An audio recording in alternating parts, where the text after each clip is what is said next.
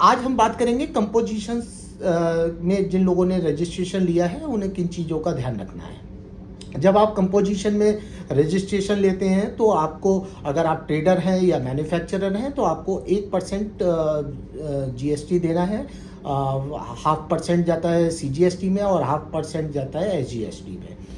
आपको quarterly return submit करनी है और क्वार्टरली रिटर्न में आपको अगर कोई एग्जेम्प्टेड टर्नओवर की है तो वो भी आपको रिपोर्ट करनी है।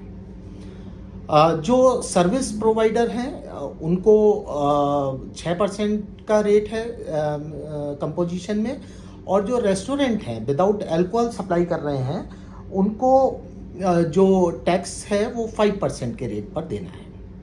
तो ये तो हुआ बात आपकी सेल्स पर आपको कितना टैक्स देना है, और आपको क्वार्टरली CMP 08 जो होता है उसमें अपनी पूरी सेल उस क्वार्टर की रिपोर्ट करनी होती है। दूसरी चीज़ आती है RCM। आपको RCM रिवर्स चार्ज, अगर आपने कोई सर्विस ली है, कोई ऐसी चीज़ ली है जिस पे रिवर्स चार्ज लागू होता है, जैसे फ्रेट। बहुत लोग फ्रेट को मिस कर देते हैं। फ्रेट पर आपको RCM देना होता है और आपको फ्रेट पे देना चाहिए। और कहीं आपने कोई लॉयर की सर्विस ली है, उसके लिए अगर कोई पेमेंट किया है तो उस पर भी आपको RCM लागू होता है। ऐसी बहुत सारी चीज़ें हैं जो जिन पे RCM लागू होता है। अब अपने टैक्स कंसल्टेंट से बात करेंगे तो आपको पूरी चीज़ समझ में आएगी कि आपका बिजनेस मॉडल क्या है, उसके हिसाब से आपको टैक्स देना होता है। फिर CMP 08 में आपको क्वार्टरली रिटर्न सबमिट करनी होती है। वो आप समय से अपनी सबमिट कीजिए, ध्यान रखिए। जब आप क्वार्टरली रिटर्न सबमिट करते हैं तो बहुत बार देखा गया है कि आप सिंपली आप जाते हैं अपने टैक्स कंसल्टेंट के पास, वो आपको अगर फ़ोन करता है कि भाई आपकी रिटर्न जानी है, और आप जाते हैं और उससे पूछते हैं हाँ भाई कितने पैसे देने हैं।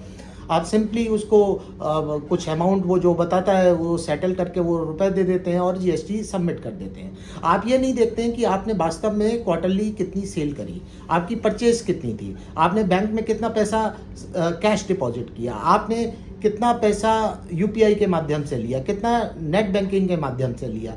अगर आप ये सब चीज़ें नहीं लेंगे तो आपका रिकॉन्सिलेशन प्रॉपर नहीं होगा, और जब रिकॉन्सिलेशन प्रॉपर नहीं होगा तो आगे आपको समस्या होगी।